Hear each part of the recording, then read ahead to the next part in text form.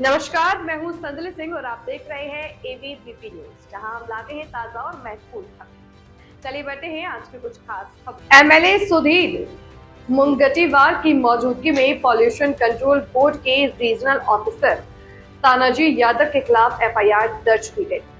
BJP MLA Sudhir Mungantiwar इस समय media से बातचीत कर रहे थे।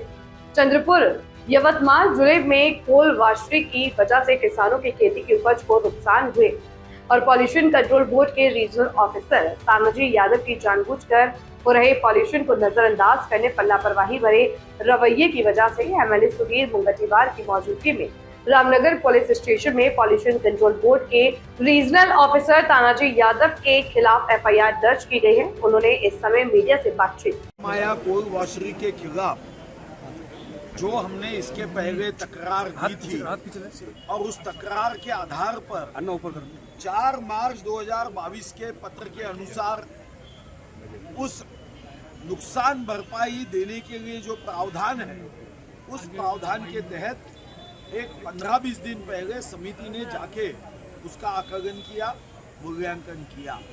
उस आकलन मूल्यांकन में 68,61,864 रुपया ये किसानों का नुकसान हुआ था और किसानों को ये पैसे देने के लिए कानून के प्रावधान में हमने बार बार उनको इस बात की जानकारी देते हुए आग्रह किया कि कानून से खेल मत करो।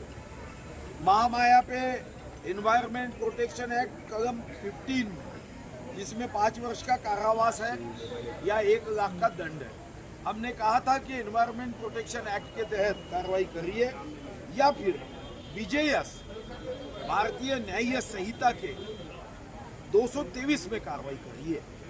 मगर क्या पता प्रदूषण अधिकारी ने बार बार कहने के बाद तो रिपोर्ट दिया नहीं और उन्होंने निष्क्रियता बताई और इसलिए हमने भारतीय न्याय संहिता कलम 198 जिसमें कोई अधिकारी पोल्यूशन के बारे में गंभीरता से दखल नहीं लेता है तो उसे 1 वर्ष का कारावास है और कलम 202 में अगर कोई खोटी बात करता है तो उसको 3 वर्ष का कारावास और सख्त मजूरी है।